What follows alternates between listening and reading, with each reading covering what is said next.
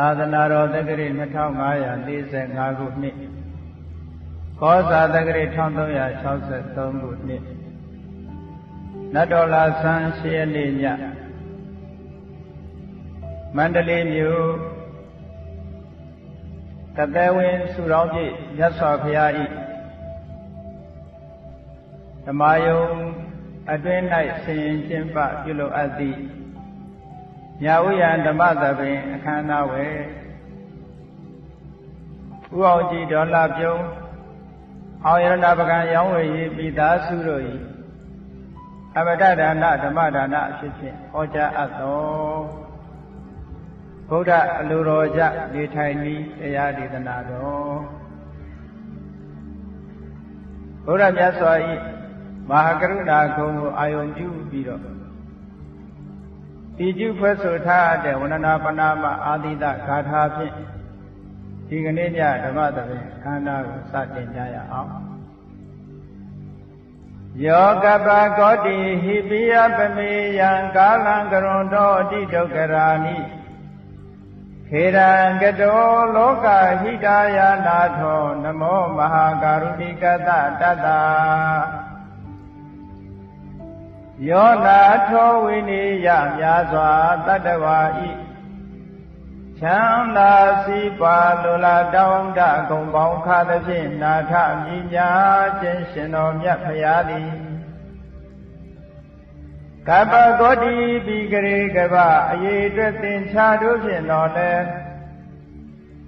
အဘယ်မေယံရေအတွက်တိုင်းတာဖော်ပြခြင်းငါမစွမ်းနိုင်ပါသောကာလံလေးအသင်ချေသိမ့်နေကဘာရှိကြသောကာလပတ်လုံးလောကဟိတယတတလောကဤအကျိုးစီးပွားအလို့ငါအတိဒုက္ခရာနိဥစ္စာအသက်ခြေလက်အင်္ဂါမေတ္တာကြီးမှသမိသာနှင့်တထာဇနီဆွန်ခြင်းကြီးဟုကျတိထဝေ90အစုအလွန်ခဲရင်သောမှုတို့ကိုကရောတော်ဘုရားပြယံဤတန်ကျိုးကိုအာထုတ်တော်မူရသည်ဖြစ်၍ခေရံလက်ချင်းမျက်လုံးအသက်ဆုံးလည်းရဲ့နှလုံးစိတ်ဝံကိုရောဤပင်မခြင်းတို့ကတောဘဝတဏ္ဍချိန်ခံများစွာရောက်တော်မူကြရရှာလေသည်မဟာကရုဏီကတတတ္တဝါများရင်ဝဲသားကဲ့သို့သနာချင်ခင်မဟာကရုဏာဆင်းဖြစ်တော်မူသောဒါသနာထသဝိနိယများစွာတတ္တဝါဤချမ်းသာစီးပွားလိုလားတောင်းတဂုံပေါင်းခါသဖြင့်နာထမြညာထိုရှင်တော်မြတ်ဖရာအားနမောယုတိပြောင်းပြော့မန်ကိုလျော်၍ကရောယုကျိုးရှိခိုးခြင်းသည်အထုဘဝတုစင်စစ်မသွေဖြစ်ပါစေတည်း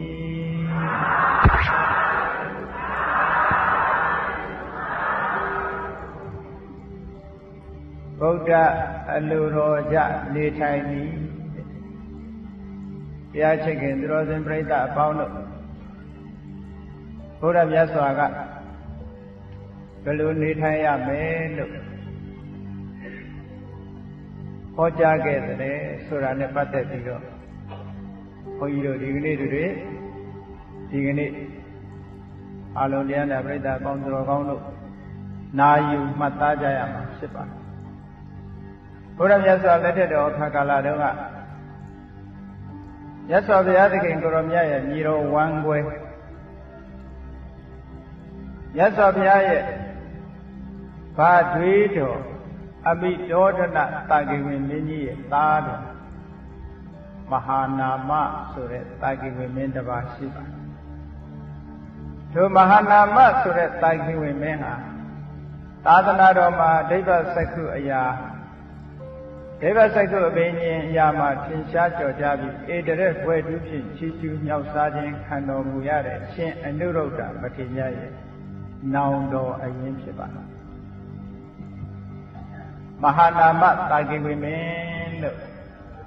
ရှင်အနုရုဒ္ဓရဲ့နောင်တော်အထက်ကရာများမှတ်တမ်းအရာ မဟာနာမမြတ်စွာဘုရားတဲ့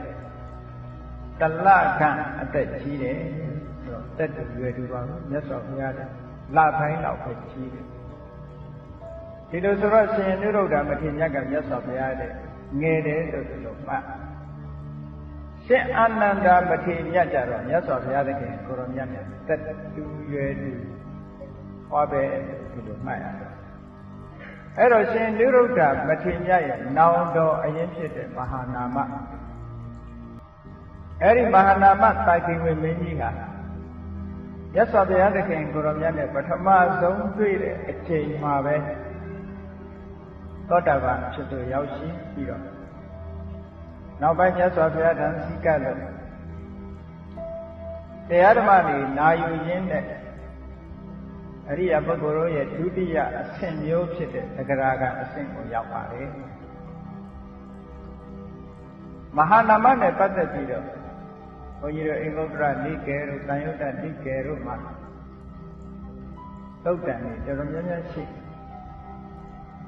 ဒီကနေ့ဘုန်းကြီးဟောမှာ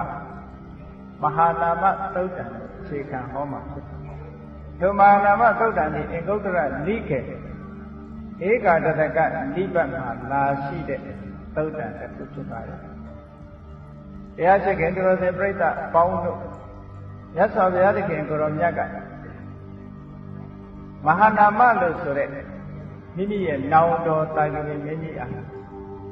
ဘယ်တော့ဘယ်ပုံနေထိုင်သင်ချောင်းဆုံးမဩဝါဒပေးခဲ့တာဘုန်းကြီးတို့တရားရှိခင်သူတော်စင်ပြိဿပေါင်းတို့ဟာတို့တွေမြတ်စွာဘုရားသခင်ကိုရောမြတ်ဆုံးမဩဝါဒပေးတော်မူခဲ့တဲ့ဗုဒ္ဓအလိုတော်ကြနေထိုင်သည်သိဖို့မလိုဘူးလားမြတ်စွာဘုရားသခင်ကိုရောမြတ်ရဲ့သာသနာတော်နဲ့တွေ့တဲ့အခါမှာမြတ်စွာဘုရားရဲ့အဆုံးအမဩဝါဒဆိုအလွန်တရာမှတန်ဖိုးရှိတရားနာတယ်ဆိုတာမြတ်စွာဘုရားသခင်ကိုရောမြတ်ကိုရောတိုင်းရှင်တို့တော်ကထုတ်ဖော်ပြီးတော့လွန်ခဲ့တဲ့နှစ်ပေါင်း2500ကျော်ကဟောခဲ့တဲ့တရားတွေထိုတရားတွေကိုဓမ္မဂတိကအရှင်မြတ်တွေထံကနေကြားနာကြရ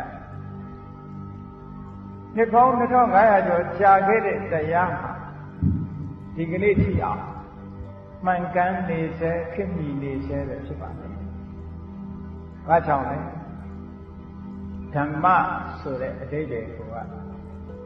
သူ့သဘာဝအတိုင်းဓမ္မလို့ဆိုတာသဘာဝအတိုင်းရှိနေတဲ့တရားသဘာဝအတိုင်းရှိနေတာတကယ်အဖြစ်မှန်ကိုဟောထားတာဖြစ်တော့ကြောင့်ထိုဓမ္မတွေဘယ်တော့မှပြောင်းလဲမှာမဟုတ်ပါဘူး။မြတ်စွာဘုရားသခင်ကိုရောမြတ်ဟောကြားတော်မူခဲ့တဲ့သစ္စာတရားဒီသာဝရမှန်ကန်နေမှာဖြစ်ပါတယ်။မြတ်စွာဘုရားကသစ္စာ၄ပါးဟောကြားခဲ့တယ်။နှစ်ပေါင်း2500ကြာလို့သစ္စာ၄ပါးနဲ့မကဘူးသစ္စာနောက်ထပ်တစ်ပါးတိုးဖို့လိုလာပြီလို့ဒီလိုများရှိနိုင်ပါမလားမရှိနိုင်ဘူးမြတ်စွာဘုရားဟောခဲ့တဲ့တရားသစ္စာ၄ပါးဟာဘယ်ခေတ်ဘယ်ကာလဘယ်ကဘာမှာပဲဖြစ်ဖြစ်သစ္စာ၄ပါးပဲရှိထိုသစ္စာ၄ပါးဟာသာဝရမှန်ကန်နေတယ်မြတ်စွာဘုရားသခင်ကိုရောမြတ်ကသောကပရိဒေဝဒုက္ခဒေါမနတလို့ဆိုတဲ့လူလောကသူ့ဘဝရဲ့အနိဋ္ဌာယုံတွေကိုကျော်လွှားဖို့မဂ္ဂင်၈ပါးအရှင်တရားကိုဟောခဲ့တယ်။ဒီမဂ္ဂင်၈ပါးအရှင်တရားဆိုတဲ့တရားတော်ကြီးဟာလွန်ခဲ့တဲ့နှစ်ပေါင်း2500ကလူတွေနဲ့အံကြဟောထားတယ်။ဒီကနေ့ခေတ်လူတွေနဲ့တော့အံဝင်ခွင်ကြမဖြစ်တော့ဘူးလို့ညှင်းပယ်เสียများရှိပါအောင်မလား။မရှိဘူး။ဘာကြောင့်လဲဆိုရင်မြတ်စွာဘုရားဟောခဲ့တဲ့တရားဟာလောကမှာတတ္တဝါတွေရှိနေတဲ့၍မှန်းနေအောင်ပါပဲ။ဒါကြောင့်မလို့ဓမ္မဆိုမှန်ကန်တဲ့သဘာဝဘယ်တော့မှကြောင်းလဲမှုရှိမှာမဟုတ်ဘူး။အစဉ်သာဝရမှန်ကန်တဲ့နိဗ္ဗာန်ကိုရောက်ကြောင်းလမ်းစဉ်ကိုလည်းမြတ်စွာဘုရားသခင်ကိုရောမြတ်သည်အပြည့်အစုံဟောထားပြီးသားဖြစ်ပါတယ်။ဒါကြောင့်မို့လို့ဘုရားမြတ်စွာဟောကြားတော်မူခဲ့တဲ့တရားဓမ္မတွေနာယူမှတ်သားပြီးတော့မိမိဘဝမှာအသုံးချသွားဖို့လိုအပ်ပါတယ်။တရားနာတယ်ဆိုတာမြတ်စွာဘုရားကတို့ကိုဘယ်လိုအကြံဉာဏ်ပေးခဲ့တယ်ဘယ်လိုဆုံးမဩဝါဒတွေပေးခဲ့တယ် တို့တွေဖရာရဲ့အဆုံးအမဘယ်လိုလိုက်နာရမယ်ဆိုတာဒီအသိဉာဏ်လေးတွေမိမိတို့တဏ္ဍာမှာရလာအောင်တရားကိုနာကြရတာဖြစ်ပါလေမြတ်စွာဘုရားသခင်ကိုရောမြတ်အာယုံပြုပြီးတော့ရှိလွန်ခဲ့တဲ့နှစ်ပေါင်း2500ကျော်ကတက္ကတိုင်းကပိလဝတ်နေပြည်တော်အနီးမှာရှိတဲ့ညီကျောဒတာကီဝင်မင်းပိုင်တဲ့ဥယျာဉ်ကြီးထဲမှာဆေတော်မျိုးတော်တွေကစုပေါင်းပြီးတော့ဆောက်လုပ်ထားတဲ့ရွှေကျောင်းတော်ကြီးမှာသတင်းသုံးနေပါလေအားလုံးညီကျောဒရဲ့ကျောင်းတော်လို့ဒီလိုအမည်ပြန်တယ်အဲ့ဒီညီကျောဒရဲ့ကျောင်းတော်ကြီးမှာသတင်းသုံးနေတဲ့အချိန်မြတ်စွာဘုရားသခင်ကိုရောမြတ်အနိဗ္ဗာန်မှာရှိကြတယ်များစွာသောယဟန်တော်များသည်ရှင်တော်မြတ်ဖရာအတွက်သင်္ကန်းတစ်ထည်ချုပ်ကြတယ်မြတ်စွာဘုရားလည်းပဲသင်္ကန်းတော်ကိုချုပ်ဝတ်တယ်ဆိုတာဒီသုတ္တန်အရာသိရယဟန်တန်ဃာတွေအားလုံးမှာစုဝေးပြီးတော့မြတ်စွာဘုရားသင်္ကန်းကိုဝိုင်းပြီးတော့ချုပ်ကြတယ်ဆိုကြတယ်ရှင်းတော့ကသင်္ကန်းချုပ်တယ်ဆိုတာအားလုံးဝိုင်းချုပ်ကြရတယ်။ဘာဖြစ်လို့လဲဆိုတော့ဒီကနေ့ခေတ်မှာလို့အချုပ်ဆက်တွေကမရှိသေးဘူး။ချုပ်ဆက်တွေမရှိဘူး။မရှိတဲ့အခါကျတော့သင်္ကန်းချုပ်ဖို့ရကားပေါင်ချက်ကြီးတွေလောက်တာအသားနဲ့ရိုက်ပြီးတော့မြတ်စွာဘုရားသခင်ကိုရောမြတ်ရဲ့သင်္ကန်းအတိုင်းအတာပမာဏတိုင်းအသားနဲ့ပြုလုပ်ထားတဲ့ကားပေါင်ချက်ကြီးတွေလောက်ထိုကားပေါင်ချက်ကြီးတွေမှာပိဿအနံများကိုဆွဲပြီးတော့အလျာအနံကျိုးများချီပြီးထိုကားပေါင်ချက်ကြီးမှာသင်္ကန်းပုံစံကြအောင်ယဟန်တော်တွေဟာဝိုင်းဝန်းပြီးတော့ချုပ်ကြရတယ်အဲ့ဒီကားပေါင်ချက်ကြီးကိုပါဠိလိုကတိနာလို့ခေါ်တာခုခေတ်ကထိန်ဆိုတဲ့စကားလုံးကအဲ့ဒီကလာခဲ့တယ်နော်သင်္ကန်းချုပ်တဲ့ကားပေါင်ချက်ကြီးပုံစံခေါ်ထားတဲ့ကားပေါင်ချက်ကြီးအဲ့ဒီကားပေါင်ချက်ကြီးမှာမြတ်စွာဘုရားသခင်ကိုရောမြတ်အတွက်ဒကာဒကမများလှူထားတဲ့အစများကိုဆက်ဟပ်ပြီးတော့မြတ်စွာဘုရားသခင်ကိုရောမြတ်ဘုယုံ3000လောက်တဲ့သင်္ကန်း200မျိုးကိုယဟန်တော်တွေဟာဝိုင်းဝန်းပြီးတော့ချုပ်ကြတယ်တဲ့အဲ့လိုဝိုင်းချုပ်ပြီးတဲ့အခါသင်္ကန်းမှာဆိုးလို့အယောင်ကောင်းကောင်းဖြစ်အောင်ဆိုးပြီးတော့မြတ်စွာဘုရားသင်္ကန်းကြီးစီအောင်ဆောင်ရွက်ကြတယ်အဲ့ဒီအချိန်မှာမဟာနာမဆိုတဲ့တာကိဝေမင်းကြီးကယဟန်တော်များစွာဟာစုပေါင်းပြီးတော့မြတ်စွာဘုရားသင်္ကန်းကိုချုပ်နေကြတယ်သင်္ကန်းပြီးတာနဲ့တပြိုင်နက်မြတ်စွာဘုရားသခင်ကိုရောမြတ်ဒီခရီးဒေသစာရီကြွချလိုက်မယ်3 လလွန်မြောက်တဲ့အခါသင်္ကန်းချုပ်ပြီးတာနဲ့တပြိုင်နက်မြတ်စွာဘုရားသခင်ကိုရောမြတ်ထိုသင်္ကန်းကိုဝိယုံ3000တို့ခရီးဒေသစာရီကြွချလိုက်တယ်ဆိုတဲ့ဒီသတင်းကိုရမဟာနာမတာကိမင်းကြီးဟာလည်းနေမကောင်းထိုင်မသာဖြစ်လို့ဘုရားမြတ်စွာထံမရောက်တာကြာပြီနေကောင်းချမ်းသာလာတဲ့အခါမှာမြတ်စွာဘုရားသခင်ကိုရောမြတ်ကလည်းသင်္ကန်းချုပ်ပြီးတာနဲ့ခရီးထွက်တော့မယ်ဆိုတော့မဟာနာမတာကိမင်းကြီးဒီမြတ်စွာဘုရားထံရောက်ရှိပြီးတော့လာလာပြီးတော့မြတ်စွာဘုရားသခင်ကိုရောမြတ်အယုဒိလောမြတ်တို့ရှိခိုးပြီးတော့လျှောက်ထားတယ်တုဓမ္မေတံဗန္တိဘဂဝါသံဘဟုလာကိရဘိက္ခုဘဂဝတောစေဝရကမံကရွန်တိနေဋ္ဌိတာစေဝရောဘဂဝါဒေမာသံဣစေယေနသာရိကံသရိတတိတိဗန္တိရှိဘုန်းတော်သခင်ရှင်တော်မြတ်ဖရာ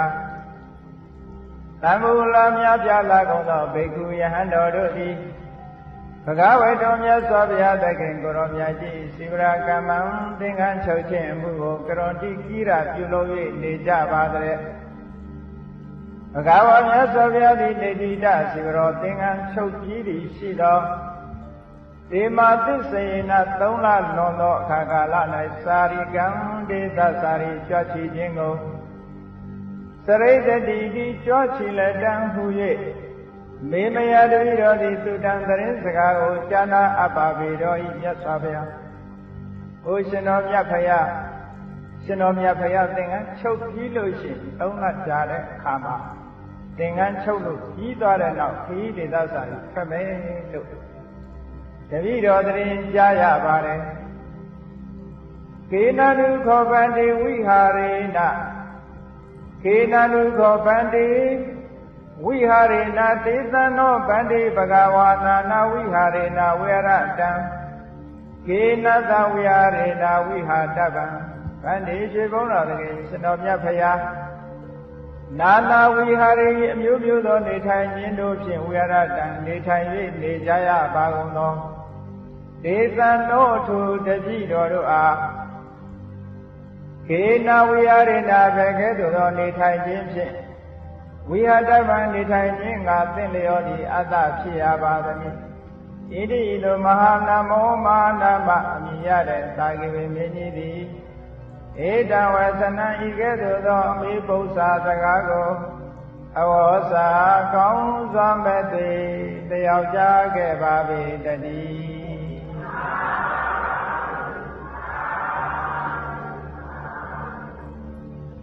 အရှင်ဘုရားတဲ့အရှင်ဘုရားခရီးထွက်တော့မယ်လို့တပည့်တော်များသတင်းကြားပါလေအဲ့တော့တပည့်တော်တို့လူဘဝမှာနေချရတဲ့ပုဂ္ဂိုလ်တွေဟာနေပုံနေနည်းအမျိုးမျိုးသောနေထိုင်နည်းဖြင့်နေထိုင်နေကြပါလေဘယ်လိုနေခြင်းမျိုးနဲ့နေမှအကျိုးရှိတယ်ဆိုတဲ့မေးခွန်းလေးကိုမေးလိုက်တာမဟာနာမဆိုတာသာဂေဝေမင်းတွေထဲမှာထင်ရှားတဲ့မင်းတစ်ပါးပဲပဋိမုဒ္ဒရာမြတ်စွာဘုရားသခင်ကိုရောမြတ်လက်ထက်တော်ခါကာလတော့ဥပဒကဒါယကတယောက်ဒီမြတ်စွာဘုရားသခင်ကိုရောမြတ်ကိုရှိတဲ့ယဟန်တန်ဃာတို့အားအလွန်မမြတ်လှတဲ့အရသာရှိတဲ့ဘောဇဉ်အာဟာရများကိုဆက်ကတူတန်းတာမြတ်စွာဘုရားသခင်ကိုရောမြတ်ကထိုဥပဒကအားပန္တိတဒါယကဣတရက်ဘွယ်သူဖြစ်ချီးကျူးမြောက်စားခဲ့တာကိုအားကြပြီးတော့တပည့်တော်လည်းတောင်ပွင့်တော်မူတဲ့မြတ်စွာဘုရားရဲ့ထံမှာဒီလိုဂုဏ်ပြုခံရတဲ့ပုဂ္ဂိုလ်မျိုးဖြစ်ပြရစေပါလွန်ခဲ့တဲ့ခဘာတသိန်းလုံးကဘဒုဗုဒ္ဓရာမြတ်စွာဘုရားထံမှာစုပန်ခဲ့တဲ့ပုဂ္ဂိုလ်ဘောရမြတ်စွာဘုရားပွင့်တော်မူလာတဲ့အခါမှာဘုရားရဲ့ညီတော်ဝမ်းကွဲနောင်တော်ဝမ်းကွဲဘာတွေတော်ရဲ့သားဖြစ်လာပြီးတဲ့နောက်မြတ်စွာဘုရားသခင်ကိုရောမြတ်သည်ရှစ်ဝါမြောက်မှာဝေရင်ဇာတိမှာဝါကတ်အဲ့ဒါလိုဝေရင်ဇာတိမှာဝါကတ်တဲ့အချိန်မှာမန္တသားကြီးရဲ့နှောက်ရှက်မှုကြောင့်ဝေရင်ဇာပုံသားကြီးကမေးလျော့ဝေရင်ဇာပြည်ကြီးကလည်းအစာရည်စာခေါင်းပါပြီးတော့ငတ်မွတ်နေတဲ့အချိန်ဖြစ်လို့မြတ်စွာဘုရားသခင်ကိုရောမြတ်တန်ဃာတော်အရှင်မြတ်တွေနဲ့အတူတကွဆွမ်းခံလို့မရဘူးဒကာတော်ဘာပေါင်းတော်ကောင်းတို့ကဆွမ်းမလောင်းနိုင်ကြဘူးအဲ့တော့ဟိုဥတ္တရပဋ္ဌာဆိုတဲ့မြောက်ပိုင်းနယ်ကနေပြီးတော့မြင်းလာရောင်းတဲ့ပုဂ္ဂိုလ်တွေမြင်းကုန်တဲ့900တို့ကဝေရင်စာပြည်နားမှာစခန်းချပြီးတော့မြင်းစာချုံတွေအလုံးလောက်ပါလာယဟန်တန်ဃာတွေကဝေရင်စာမျိုးတဲ့ဆွမ်းခံမရတဲ့အခါကျတော့အဲ့ဒီမြင်းကုံတယ်တွေထံသွားပြီးတော့ဆွမ်းရတော့မြင်းစာချုံတွေကိုတနေ့လင်တစ်ပါးနှစ်ကွမ်းစားကြမြင်းတွေကိုအစာနဲ့နဲ့လျှော့ကျွေးပြီးတော့ယဟန်တန်ဃာတော်များကိုလောင်းရတယ်ဖြစ်အဲ့တော့မြတ်စွာဘုရားသခင်ကိုရောမြတ်လည်းအဲ့ဒီတော့မြင်းစာချုံအုံးပေးရနော်ထိုမြင်းစာချုံမြင်းတွေကျွေးဖို့ဆိုပြီးတော့ဂုံတယ်တွေကအဲ့ဒီကနေခွဲပြီးတော့ပြုတာယဟန်တန်ဃာများမြင်းစာချုံကိုယူလာပြီးတော့ဝေရင်စာဒလေရုပုစီမန္တအမိမရှိတဲ့ကျောင်းတိုက်ထဲရောက်တဲ့အခါကျတော့ထိုမြင်းစာချုံတွေကိုစုံထဲမှာထည့်ထောင်းပြီးတော့ဖြစ်တယ်လို့ဖုံးပေးသုံးဆောင်ရတယ်မြတ်စွာဘုရားသခင်ကိုရောမြတ်အတွက်တော့ရှင်အာနန္ဒာကကြားရည်နဲ့အချိုးနဲ့ရောဆက်ပြီးတော့ထိုမြင်းစာချုံများကိုကြိတ်ပြီးတော့ကောင်းကောင်းမွန်မွန်ဆက်ခံ တဝါတွင်လုံးဖရာမှုရှိတဲ့ယဟန်တန်ဃာတွေဟာထိုမြင်းစာခြုံနဲ့ပဲတဝါတွင်လုံးဆွမ်းဖုံးပြီးတော့အချိန်ကုန်ဆုံးခဲ့ကြရပါတယ်ဝါလကျွတ်တဲ့အခါကျတော့မြတ်စွာဘုရားသခင်ကိုရောမြတ်ကြီးဝိရိယဘုံသားကြီးကိုနှုတ်ဆက်စကားမိန့်ကြားလို့တရားတော်မှာဟောပြီးတဲ့အခါမှာခရီးဒေသစာတွေဆွဲပြီးတော့နောက်ဆုံးဟောမြင်တော်မူရာဒေသဖြစ်တဲ့တက္ကတိုင်ကပိလဝတီကိုရောက်အဲ့လိုရောက်လာတဲ့အခါကျတော့မဟာနာမတာကိဝိနည်းကစဉ်းစားတယ်ဩဝါတွင်းကာလဘုရားမှုရှိတဲ့တန်ဃာတော်တွေဟာမြင်းစာဂျုံနေကြီးဖုံးပေးရတာဆိုတော့အာဟာရထမပြေဝရှာကြဘူးအစာအာဟာရချိုးတက်လာခဲ့ကြအဲ့ဒီအာဟာရဓာတ်မပြေဝသည့်အတွက်ကြောင့်ယဟန်တန်ဃာတော်များချမ်းသာရေးသိပြီးတော့မပြည့်စုံရဘူးအမတန်မွန်မြတ်တဲ့အာဟာရတွေနဲ့ထိုယဟန်တော်တွေရဲ့ခန္ဓာကိုယ်ထဲမှာအဆီဩဇာဗိုက်တာမင်ဓာတ်တွေပေါ့လေခုခေတ်လိုပြောမှာနော်အင်အားဖြစ်စေတတ်တဲ့အဆီအစိတ်အလွန်ကောင်းတဲ့အရသာရှိတဲ့စီကူးထောပတ်ဆိုတာမျိုးတွေကိုငါဆက်ကလှူဒန်းရလို့ရှိရင်ယဟန်တန်ဃာရဲ့ခန္ဓာကိုယ်ထဲမှာဩဇာဓာတ်တွေကြီးပြီးတော့ပြန်လည်လန်းဆန်းပြီးချမ်းသာရေးကောင်းလာမှာပဲစိတ်ကူးရပြီးမြတ်စွာဘုရားသခင်ကိုရောမြတ်ဖို့ရှိတဲ့တန်ဃာတော်ရှင်မြတ်တွေအမတန်မွန်မြတ်လာတဲ့အရသာရှိတဲ့စံခဲဝဲဘောဇဉ်ပဏိတဘောဇဉ်လို့ခေါ်တယ်စီဥထောပတ်တွေနဲ့ဝမ်းမှန်ထားတဲ့အစာအာဟာရကိုလေးလပတ်လုံးဖုံးပေးဖို့ရာမဟာနာမတာကိဝိမင်းကြီးကဖြစ်ပါတယ်တဲ့လေးလကပ်ပြီးတဲ့နောက်ကျတော့ကတ်လို့အားမရသေးဘူးလှူလို့အားမရသေးဘူးနောက်ထပ်လေးလဖွင့်ပေးတော်မူပါမြတ်စွာဘုရားဆိုပြီးနောက်ထပ်တစ်ခါလေးလထပ်ပြင်တန်ဃာတော်ရှင်များဟာလည်းပဲအာဟာရချိုးတဲ့နေကြတော့မဟာနာမတာကိဝိမင်းကြီးစက္ကန့်နဲ့စီကူးထောပတ်နဲ့မမှန်ထားတဲ့အစာအာဟာရအရသာရှိတဲ့အစာအာဟာရဘုံမေသုံးဆောင်လို့အာရင်ကြည့်နောက်ထပ်လေးလထပ်ပြင်တော့မြတ်စွာဘုရားရှင်ကိုရောမြတ်ကခွင့်ပြုအခါလေးလပြသွားတဲ့အခါလေးလကြာသွားတဲ့အခါမှာနောက်ထပ်လေးလထပ်ပြီးကပ်ပြရစေပါအောင်အာလုံးတစ်နှစ်ကြီးသုံးငါတည်ပြီးတော့မြတ်စွာဘုရားထံခွင့်တောင်းပြီးတော့မဟာနာမတာကိဝိမင်းကြီးကယဟန်တော်များအားအစာအာဟာရဓာတ်ဖြည့်ဝအောင်မွန်မြတ်လာတဲ့ဆွမ်းခဲ့တဲ့ဘောဇဉ်ချွေချင်းရတာခြားပြားတွေကိုဆက်ကပ်ခဲ့တာလေတဲ့အဲဒီဆက်ကပ်မှုကိုအကြောင်းပြုပြီးတော့မြတ်စွာဘုရားသခင်ကိုရောမြတ်ကဧတရေကံဘိက္ခဝေမမသာဝကာနံဥပါဒကာနံဗန္တိတဒါယေကာနံယတိတံမဟာနာမောတကောဘိက္ခဝေจิตာယံတို့မမငါဘုရားဤသာဝကနံတတိသာဝကဖြစ်ကြကုန်သောဗန္တိတဒါယေကာနံမွန်မြတ်သောအရာသာရှိတဲ့အစာအာဟာရကိုပေးလူတတ်ကြကုန်သောဥပါဒကနံယရဏသုံးရမျက်စိကတဲ့ဥပါဒကဒါယကာတို့တွင်ယတိတံမဟာနာမောတကောအရှင်မဟာနာမမြည်ရတဲ့တာကိဝိမင်းကြီးသည်အတ္တိစင်စစ်မသွေရှိပါပေဧတံဧသောဤမဟာနာမမြည်ရတဲ့တာကိဝိမင်းကြီးသည်အကံအကောမြတ်ဆုံးအသာဆုံးဖြစ်ပါပေတော့ဤဣတိတဘဂဝါရှိခုံးတော်သခင်ရှင်တော်မြတ်ဖရာသည်အဝေါစာကောင်းစွာမဲ့သွေဟောကြားတော်မူခဲ့ပါပေတည်း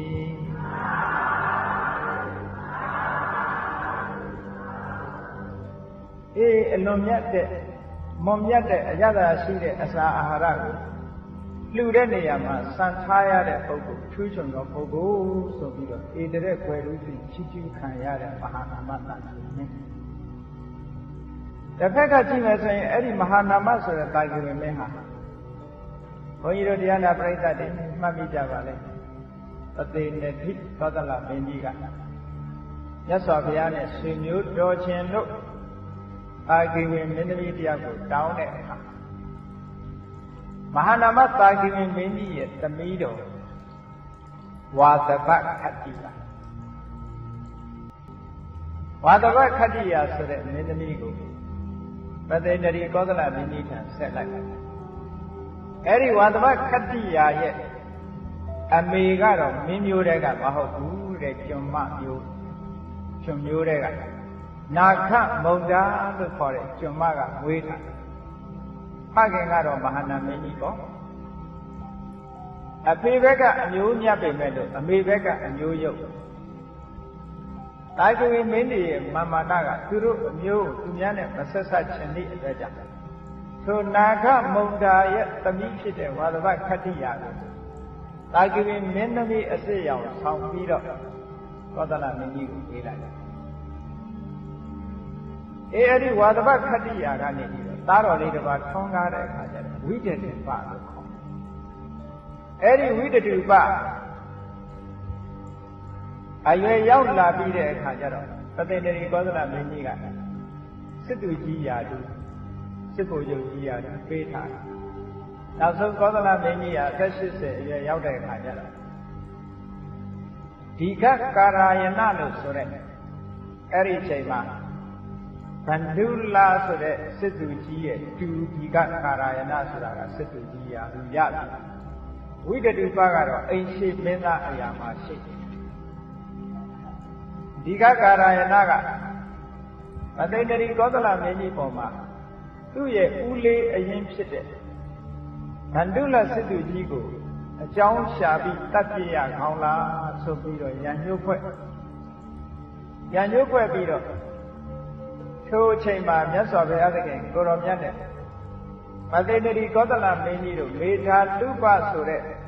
တာဂိဝင်မင်းတွေရဲ့ဏိခုံးရွာနေတဲ့ကကျောင်းတစ်ကျောင်းမှာစကားပြောပြီးတော့နေတဲ့အချိန်စစ်တပ်ကြီးကိုပြန်ခောက်သွားပြီးဝိတ္တုပကိုမင်းမြောက်လိုက်တယ်အဲ့လိုဝိတ္တုပကမင်းဖြစ်သွားတဲ့အခါကျတော့တစ်ချိန်တုန်းကကပိလဝကိုသွားလဲတဲ့အခါမှာတာဂိဝင်မင်းတွေရဲ့ပြုမှုမှုကိုအမတန်မှစိတ်ဆိုးပြီးတော့အဲ့ဒီချိန်ကရန်ညှိုးထားခဲ့တာဒီခါမှာသွားကလေးစားချစ်တာဂိဝင်မင်းတွေအားလုံးဝိတ္တုပကသွားရောက်ပြီးတော့တတ်ဖြတ်တယ်အဲ့ဒီတတ်ဖြတ်တဲ့အချိန်မှာတာဂိဝင်မှန်သမျှတယောက်မှမချန်တဲ့ကလေးတွေရောဘာတွေရောအကုန်လုံးဓာတ်နဲ့ခုတ်တတ်ပြီးတော့တာဂိဝင်မင်းတွေကအမျိုးတုံးသွားလောက်အောင်ဝိတ္တုပဘေးရန်နဲ့ဒုက္ခခံလိုက်ကြရတယ်သို့တော်လည်းပဲသူ့ရဲ့ဘိုးတော်တော်တဲ့မဟာနာမတာဂိဝင်မင်းကြီးကိုတော့အန္တရာယ်မပြုစေနဲ့မဟာနာမတာဂိဝင်မင်းကြီးနားမှာနေတဲ့တခြားတာဂိဝင်မင်းသားတွေကိုလည်းပဲမတတ်ရဘူးလို့အမိန့်ထုတ်ထားသည့်အတွက်ကြောင့်မဟာနာမတာဂိဝင်မင်းနဲ့အတူတကွရှိနေတဲ့တာဂိဝင်တွေသာလွတ်ပြီးကျန်တဲ့ပုဂ္ဂိုလ်တွေအကုန်လုံးသိသွားကြတာဂိဝင်တွေမျိုးတုံးအောင်လုပ်ပြီးတဲ့အခါမဟာနာမလို့ဆိုတဲ့သူ့ရဲ့ဘိုးတော်တာဂိဝင်မင်းကြီးကိုဖမ်းပြီးတော့ခေါ်လာတယ်ခေါ်လာတော့အဲ့ဒီတာဂိဝင်နေဆိုတာတက်ကြလေဆိုတာဒီကနေ့အထိအောင်ဇာတိမန်ကအလွန်ပြင်းထန်ကြဒီကနေ့ဒီဘောနိုင်ငံမှာစက္ကယဆိုတဲ့အမျိုးတွေရှိနေသေးတယ်နော်ပုံနှိပ်တိုက်တွေဘာတွေမှာစက္ကယ press တို့ဘာတို့အဲ့လိုရေးထားတာတက်ကြလူမျိုးဆိုတာဒီကနေ့ပဲသူတို့ကတိတိတတ်တတ်နေတယ်နေဝါရီလူမျိုးတွေကတက်ကြလူမျိုးတွေအဲ့ဒီမှာမဟာနာမတို့တာဂိဝင်မင်းတွေဟာအမတန်မာမာနရှိသည့်အတွက်ကြောင့်ဝိတ္တုပနဲ့တော့သူ့ရဲ့မြည်တော်ပေမဲ့ဝိတ္တုပနဲ့သူပွဲတော်မတည်ခြင်းတဲ့ဘာဖြစ်လို့လဲဝိတ္တုပရဲ့အမေကမျိုးရိုးမစစ်ဘူးကျွန်မမျိုးရိုးတွေကဒါကြောင့်မလို့အကယ်၍ငါသူနဲ့တူပွဲတော်မတည်ရင်လည်းငါတတ်မှာပဲလို့ဆိုပြီးမဟာနာမတာဂိဝင်မင်းကြီးကလမ်းမှာပွဲတော်တည်ဖို့ခေါ်တဲ့အခါခန္ဓာကိုယ်ကညှဉ်းနှွမ်းနေလို့ရေချိုးပြရစေအောင်ဆိုပြီးအနိနာမှာရှိတဲ့ရေအိုင်ကိုသွားရေချိုးရင်းကနေပြီးတော့ကဲဒီလိုစံသိမ့်တဲ့ပုဂ္ဂိုလ်နဲ့တူတူထမင်းစားတာသေရမပဲကောင်းပါသေးတယ်လို့ဆိုပြီးတော့သူ့စတုံးကိုပဲခြေမချာညှပ်ပြီးတော့ရေထဲမှာငုတ်ပြီးနေလိုက်တယ်အဲ့လိုငုတ်ပြီးနေလိုက်တဲ့အချိန်မှာ ဟိုးနဂါးပြေကနဂါးမင်းကြီးကသိတော့မဟာနာမသာဂဝေမင်းကြီးကိုနဂါးပြေခေါ်သွားတယ်နဂါးပြေမှာ7နှစ်ကြာနေမဟာနာမသာဂဝေမင်းကြီးရေချိုးနေတာကြာလိုက်တာမလာဘူးနဲ့လိုက်ပြီးတော့ရှာလို့မတွေ့တော့ရှာလို့မတွေ့တဲ့အခါမိဒုတ်တွေနဲ့ဒူတွေချားတဲ့လိုက်ရှာတော့လည်းမတွေ့တဲ့အခါကျတော့အေးဖက်ပြေးသွားပြီနဲ့ဒူတယ်လို့ဆိုပြီးတော့ဝိတတုကလက်လျှော့ဝိတတုကလက်လျှော့သွားအေးအဲ့ဒါကလို့နောက်ပိုင်းမှာမြတ်စွာဘုရားသခင်ကိုရောမြတ်သက်တော်80အရွယ်ရှိတဲ့အချိန်မှာတာဂဝေမင်းကြီးအသက်ခံရပြီးတော့မဟာနာမတာဂဝေမင်းကြီးဟာလည်းပဲနဂါးပြေမှာ7နှစ်ကြာနေသွားတယ်လို့ဇာလန်းကအဲ့ဒီမှာဆုံးတာနော်အဲ့ဒီမဟာနာမတာဂဝေမင်းကြီးဟာမြတ်စွာဘုရားသခင်ကိုရောမြတ်နဲ့တွေ့တဲ့အချိန်မှာဟောဒီမေကွန်လေးကိုမေးတာဒေသံသောဗန္တိဘဂဝါဒေသံသောနာနာဝိဟာရေဝိဟရတံကေနတဝိဟာရေနဝိဟာတပံဗန္တိရှိဘုဒ္ဓသခင်ရှင်တော်မြတ်ဖရာနာနာဝိဟာရေအမျိုးမျိုးသောနေထိုင်ခြင်းတို့ဖြင့်ဝိဟရတံနေထိုင်ကြရပါကုန်သောဒေသံသောထိုတတိတော်တို့အားကေနဝိဟာရေနပဲနေထိုင်ခြင်းမျိုးဖြင့်ဝိဟာ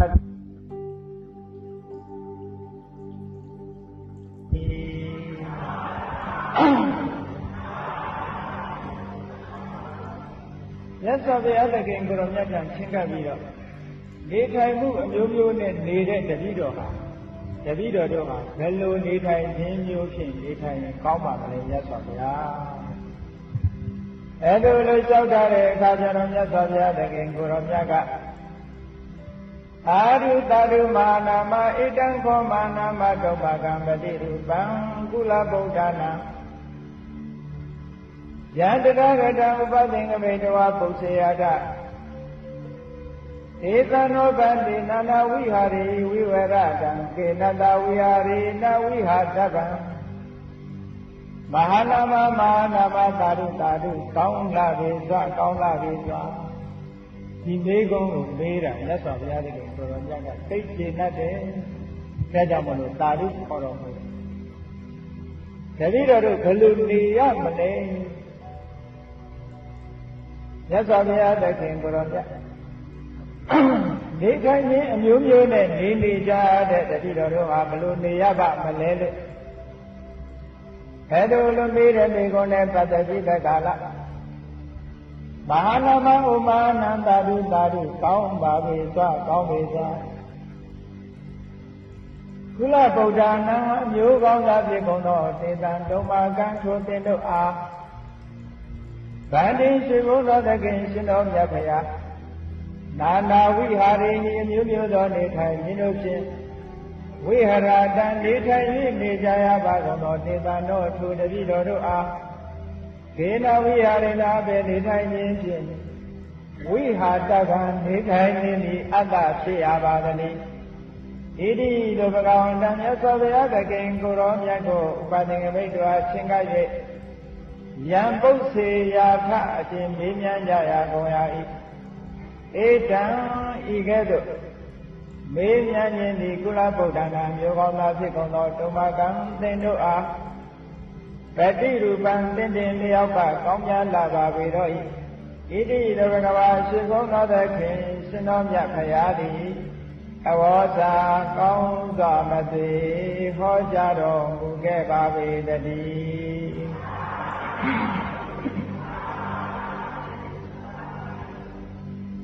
အေးအမျိုးကောင်းသားတွေဖြစ်ပြီးတော့ဒီလိုမေးခွန်းမေးတာအလွန်တရာမှစီလျော်တယ်ဘုန်းကြီးတို့တရားချစ်ခင်သူတော်စင်ပြိဿပေါင်းလို့လည်းပဲမိမိတို့ကိုယ်ဝယ်စိတ်ကတ်တဲ့ဆရာတော်ကြီးတွေဒီကြောင်းတဲ့အခါကျတော့ရှင်ဘုရားတပည့်တော်တို့ဘယ်လိုနေရမလဲဗျာကုသိုလ်ရအောင်ဘယ်လိုနေရမမေးသင့်ဘူးလားမေးသင့်တယ်နော်မဟာနာမတာဂဝေမင်းကြီးကမြတ်စွာဘုရားသခင်ကိုရောမြတ်နဲ့တွေ့တဲ့အခါတပည့်တော်တို့လောကမှာနေကြတာဗျာတဲ့အမျိုးမျိုးနဲ့ကဲဒီကနေ့ဘယ်လိုနေကြလဲဈေးရောင်းဝယ်လုပ်တဲ့ဒီပါလဲဟုတ်လားရောင်းရေးဝယ်ရေးကိစ္စတွေနဲ့နေကြတာဟုတ်လားအခြားလုပ်ငန်းတွေလုပ်နေတဲ့ပုဂ္ဂိုလ်တွေကလည်းမိမိလုပ်ငန်းအားလျော်စွာ ဘာတွေနဲ့အချိန်ကုန်နေတယ်လဲလို့စဉ်းစားကြည့်တနေ့ကုန်ဘယ်လိုနေကြလဲဘဝရဲ့နေနည်းထိုင်နည်းတို့တနေ့ကုန်ဘာတွေနဲ့အချိန်ကုန်တယ်လဲဘယ်လိုနေမှတို့တန်တရားဥက္ကဋ္ဌတို့ပြီးကောင်းကျိုးချမ်းသာတွေရနိုင်ပါလဲဆိုတဲ့နေကုန်မျိုးလောကမှာလူတွေဟာနေပုံထိုင်ပြီးအမျိုးမျိုးနဲ့နေကြတယ်အရက်ဒေသကြိုက်တဲ့လူကလည်းအရက်ကလေးတများများနဲ့မနေဘူးလားတန်ခါငါပြောင်းလို့တဲ့ပုဂ္ဂိုလ်တွေကလည်းပဲရေထဲမှာအချိန်ကုန်ငါးဖမ်းလို့အချိန်ကုန်ပြီးတော့မနေကြဘူးလားဟုတ်မုတ်ဆိုးတွေကြတော့လည်းတောထဲမှာလဲပြီးတော့တိရစ္ဆာန်တွေလိုက်ချောင်းရောင်းတပ်ဖြတ်ဖမ်းဆီးဒါတွေနဲ့ပဲအချိန်ကုန်နေတာနော်လောကမှာလူတွေဟာနေပုံနေနည်းအမျိုးမျိုးနဲ့နေကြအဲ့ဒီလိုမျိုးမျိုးနဲ့နေတဲ့နေနည်းတွေထဲမှာဘယ်လိုနေနည်းကမှအကျိုးရှိတဲ့နေနည်းလဲဗျာလို့ရသော်ဘုရားသခင်ကိုရောမြတ်ကိုလျှောက်ထားတဲ့အခါမှာရသော်ဘုရားသခင်ကိုရောမြတ်ကသာဓုခေါ်တော်မူတဲ့တတောခောမဟာနာမအာရဒကောဟောတိနောအတ္တတောမဟာနာမဥမာနံတတောတရားတရားရှိတဲ့ပုဂ္ဂိုလ်သည်အာရဒကောလုံငန်းကိစ္စကိုပြီးစေနိုင်သည်ဟောတိစစ်စစ်မသေးဖြစ်ပါပေတော့၏အတ္တတောယုံကြည်ခြင်းလို့ဆိုတဲ့တရားတရားမရှိတဲ့ပုဂ္ဂိုလ်သည်အာရဒကောကိစ္စအောင်မြင်အောင်ပြီးစေနိုင်သည်နာဟောတိမဖြစ်ပါပေအေးဘယ်လိုနေရမလဲလို့ဆိုတော့မြတ်စွာဘုရားကတရားတရားရှိတဲ့လူမှမှန်မှန်ကန်ကန်အကျိုးကိုဖြစ်ပေါ်စေနိုင်တယ်။ကောင်းကျိုးချမ်းသာတွေကိုတရားတရားရှိတဲ့လူကသာဖြစ်စေနိုင်တယ်တရားတရားမရှိတဲ့လူကမဖြစ်စေနိုင်ဘူး။ကံကံဤအကျိုးယုံကြည်ခြင်းလို့ဆိုတဲ့သတ္တတရား။အဲ့ဒီသတ္တတရားနဲ့ရှိမှအောင်မြင်နိုင်တယ်။အာရဒဝိရိယောအာရဒကောဟောတိနောကုတိတောအာရဒဝိရိယောအတ္တဝတ္တဝိရိယရှိတဲ့ပုဂ္ဂိုလ်သည်အာရဒကိုအကျိုးစီးပွားကိုဖြစ်ထွန်းစေတတ်သည်ဟောတိဖြစ်ကုတိတော်ပြည့်ရတဲ့ပုဂ္ဂိုလ်သည်နောအာရဒကိုအကျိုးစီးပွားကိုမဖြစ်ထွန်းစေတတ်သည်ဟောတိစစ်စစ်မဲ့တွင်ဖြစ်ပါပေတော့၏လုံလဝိရိယရှိတဲ့ပုဂ္ဂိုလ်ကကောင်းကျိုးချမ်းသာတွေကိုဖြစ်ထွန်းစေတယ်ပြင်းကြီးနေတဲ့ပုဂ္ဂိုလ်လုံလဝိရိယကျင်းမဲ့တဲ့ပုဂ္ဂိုလ်သည်ကောင်းကျိုးချမ်းသာတွေကိုမဖြစ်စေနိုင်ဘူးဒါကြောင့်မို့လို့ဝိရိယလည်းရှိရမယ်ဥပတိတတတိအာရရေကိုဟောတိနောမုဋ္ဌတတိဥပတိတတတိကဲ့ရဲ့ထင်နေသောတတိရှိတဲ့ပုဂ္ဂိုလ်သည်အာရရေကိုကောင်းကျိုးချမ်းသာတို့ကိုဖြစ်စေတတ်သည်ဟောဒီစင်စစ်မသိဖြစ်ပါပေတော့မုဋ္ဌတတိမေ့ပြောက်နေတဲ့တတိရှိတဲ့ပုဂ္ဂိုလ်ကအာရရေကိုကောင်းကျိုးချမ်းသာကိုဖြစ်စေတတ်သည်နောဟောဒီလည်းဖြစ်ပါအရာရာမှာတတိရှိရမယ်တတိတရားလည်းရှိရတတိဟာအမြဲကပ်ပြီးတော့ထင်းနေရမယ်မေးပြောင်းနေတဲ့တတိရှိတဲ့ပုဂ္ဂိုလ်မအောင်မြင်နိုင်ဘူးသမာဟိတောအာရရကောဟောတိနောအာသမာဟိတောသမာဟိတောဒီကြည်မှုသမာဓိရှိတဲ့ပုဂ္ဂိုလ်သည်အာရရကောကောင်းယူချမ်းသာတို့ကိုပြီးစေတတ်သည်ဟောဒီစင်စစ်မသွေဖြစ်ပါပေတော့၏အသမာဟိတောသမာဓိကင်းမြဲတဲ့ပုဂ္ဂိုလ်ကအာရရေကိုပြည်စေတတ်ပြီးနောဟောတိမဖြစ်ပါစိတ်ဓာတ်တည်ငြိမ်မှုရှိရစိတ်ဓာတ်တည်ငြိမ်တဲ့သမာဓိရှိမှသာလဲအောင်မြင်နိုင်တယ်သမာဓိမရှိရင်မအောင်မြင်နိုင်ဘူးပညာဝါအာရရေကိုဟောတိနောတို့ပညာပညာဝါပညာရှိတဲ့ပုဂ္ဂိုလ်ဒီအာရရေကိုကောင်းကျိုးချမ်းသာတို့ကိုပြည်စေတတ်ပြီးဟောတိဖြစ်တို့ပညာပညာမရှိတဲ့ပုဂ္ဂိုလ်သည်အာရဏေကိုကောင်းကျိုးချမ်းသာတို့ပြည့်စုံတတ်သည်နောဟောတိမဖြစ်ပါမြတ်စွာဘုရားသခင်ကိုရောမြတ်ကဘယ်လိုနေရမလဲလို့နေထိုင်နည်းအမျိုးမျိုးရှိတဲ့ထဲမှာဘယ်လိုနေရမလဲလို့ဆိုတော့အခြေခံတရား၅မျိုးကိုရှင်းဥစွာဟောပါတယ်အခြေခံတရား၅မျိုးကဘာလို့ဆိုလို့ရှိရင်သတ္တာရဲ့ဝိရိယရဲ့တတိရဲ့သမာဓိရဲ့ပညာရဲ့ဘယ်နှမျိုးပါလဲဒီအခြေခံတရား၅မျိုးရှိရတယ်အဲ့ဒီ၅မျိုးမှမရှိလို့ရှိရင်မှန်ကန်တဲ့နေနည်းအောင်မြင်ဖြစ်မှာမဟုတ်ဘူးဒါကြောင့်မလို့လူတိုင်းအခြေခံတရား၅မျိုးရှိရတယ်ဘာရှိရမလဲကံကံရဲ့ရုပ်ယုံကြည်ခြင်းလို့ဆိုတဲ့သတ္တာတရား တတ္တာလို့ဆိုတာကယုံကြည်တာလေးတဲ့တတ္တာမဟုတ်ဘူးကုသိုလ်ကောင်းမှုပေါ်မှာစိတ်ဝင်စားတာနဲ့တတ္တာပဲတတ္တာတရားဖြစ်နေလို့ရှိရင်စိတ်ဟာကြည်နူးနေတယ်အဲ့ဒီကြည်နူးနေတဲ့အချိန်မှာဆိုလို့ရှိရင်နိဝရဏတရားတွေမိမိတဏ္ဍာမှာမရှိဘူးကာမဂုဏ်အာယုန်တွေကိုလိုလားတဲ့ကာမိသန္တာကာမဂုဏ်အာယုန်တွေကိုလိုလားတဲ့ကာမိသန္တာအာယုန်တွေပေါ်မှာရွှင်ရှားမုန်းတီးတဲ့ပြပါလားစိတ်သွမ်းအင်းလေးကြာဆင်းနေတဲ့ထိနာမိတ်တာစိတ်တွေလေတွင်ပြီးတဲ့ကာလနောင်တပူပန်မှုရှိနေတဲ့ဥဒိစ္စပုဂ္ဂိုလ်စာမိမိကျင့်ရမယ့်ကျင့်စဉ်ပေါ်မှာသံဃာတွေဝင်နေတဲ့ဝိသိကိစ္စဆိုတဲ့ဟောဒီနိဝရဏတရားတွေကျင့်တယ်တတ္တတရားရှိနေပြီဆိုလို့ရှိရင်အဲ့ဒီနိဝရဏတရားတွေမှာကျင့်နေတာအဲ့ဒါကလို့တရားတရားရှိတဲ့ပုဂ္ဂိုလ်ဖြစ်ရမယ်တရားတရားမှာအောင်မြင်ခြင်းရဲ့အကြောင်းတရားတစ်ခုပဲအရေးကြီးဆုံးတတ္တတရားပထမရှိရဘုန်းကြီးတို့မျိုးကောင်းသားမျိုးကောင်းသမီးတွေကံကံဤယုတ်အကျိုးကိုယုံကြည်တာလည်းပဲတတ္တတရားကုသိုလ်ကောင်းမှုနဲ့ပတ်သက်ပြီးတော့စိတ်ဝင်စားနေတာလည်းပဲတတ္တတရားတတ္တတရားမိမိတဏ္ဍာမှာဖြစ်လာလို့ရှိရင်စိတ်အစဉ်ဟာကြည်လင်ပြီးတဲ့ကာလနေတယ်အဲ့ဒါကိုလို့စိတ်အစဉ်ကြည်လင်ပြီးတော့နေတဲ့တတ္တတရားရှိဖို့လိုတယ်တတ္တတရားရှိမှသာလျှင်မိမိဆောင်ရွက်တဲ့ကိစ္စတစ်ခုဟာအောင်မြင်နိုင်ပါလေနောက်တစ်ခုကဝီရိ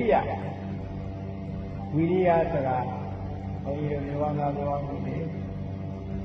ရောင်းရဝတ္တကိစ္စတွေလုပ်တဲ့အခါမှာလည်းဝီရိယရှိကြ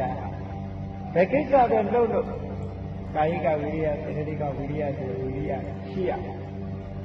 ဒီနေရာမှာဘုရားမြတ်စွာမိန့်ကြားလို့တဲ့ဝိရိယကတော့အကုသလနာဓမ္မနာပါဏာယကုသလနာဓမ္မနာဥပသံပရာယ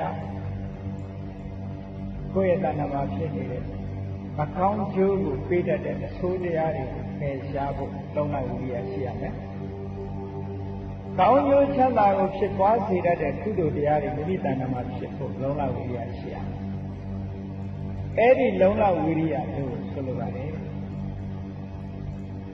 လုံလဝိရိယရှိရမယ်။မကောင်းတဲ့အကျိုးကိုပေးတတ်တဲ့အကုသိုလ်တရားတွေမိမိတဏ္ဍာမှာမဖြစ်လာအောင်ဖြစ်လာလို့ရှင်လည်းဖယ်ရှားနိုင်အောင်မဖြစ်သေးတဲ့ကုသိုလ်တရားတွေမိမိတဏ္ဍာမှာဖြစ်ပေါ်လာအောင်ဖြစ်ပြီးတဲ့ကုသိုလ်တရားတွေကိုလည်းမိမိတဏ္ဍာမှာကျိုးပွားလာအောင်ကြိုးစားခြင်းမှုကြိုးစားမှုဆိုတဲ့လုံလဝိရိယမျိုးရှိရမယ်။လုံလဝိရိယမရှိရင်အောင်မြင်နိုင်ပါ့မလား။မအောင်မြင်နိုင်ဘူး။ဒါကြောင့်မို့လို့ဝိရိယဆိုတာလည်းအခြေခံတရားကောင်းတစ်ခုပဲ။ဒါလည်းပဲတရားရှိခင်သူတော်ချင်းပြိဿတွေတဏ္ဍာမှာရှိရမယ်။နောက်တစ်ခုကသတိတဲ့တတိဆိုတာဘုန်းကြီးတို့အဘိဓမ္မာတရားတော်ကတတိဆိုတာကုသိုလ်စိတ်နဲ့ရှင်အကုသိုလ်စိတ်နဲ့မရှင်ကောင်းတဲ့စိတ်တွေနဲ့ရှင်တယ်သောဗနာစိတ်တွေနဲ့ရှင်တယ်တတိဆိုတဲ့နေရာမှာကုသိုလ်ကောင်းမှုပြုဖို့ဒါနကောင်းမှုသီလကောင်းမှုဘာဝနာကောင်းမှုတို့ကောင်းမှုတွေပြုဖို့အမှတ်ရနေတဲ့တတိမိမိခန္ဓာကိုယ်မှာတကယ်ဖြစ်ပြနေတဲ့တရားဓမ္မတွေနဲ့ပတ်သက်ပြီးတော့မှတ်ရနေတဲ့တတိယဟိုတတိပ္ပံတရားတော်မှာလာတဲ့အတိုင်းပေါ့ကာယေကာယ ानु ပတ္တိဝေရတိအာတာပိသမ္ပဇာနောတတိမဝိလေယလောကေဘိစ္ဆာနောမနတကာယ ानु ပတ္တနာဝေဒနာ ानु ပတ္တနာစိတ် ानु ပတ္တနာနာမ ानु ပတ္တနာတဲ့အဲ့ဒီ ानु ပတ္တနာတွေနဲ့ရှင်တဲ့တတိယအဲ့ဒီတတိမျိုးရှိရမယ်တတိမရှိလို့ရှိရင်မအောင်မြင်နိုင်ဘူးနောက်တစ်ခုကသမာဓိဆိုတာစိတ်ကြည်ငြိမ်မှုပဲအစစ်မြင်သွားတဲ့အခါကျတော့ပထမဇာဒုတိယဇာတတိယဇာသုတ်ဇာဆိုတဲ့ဇန်၅မျိုး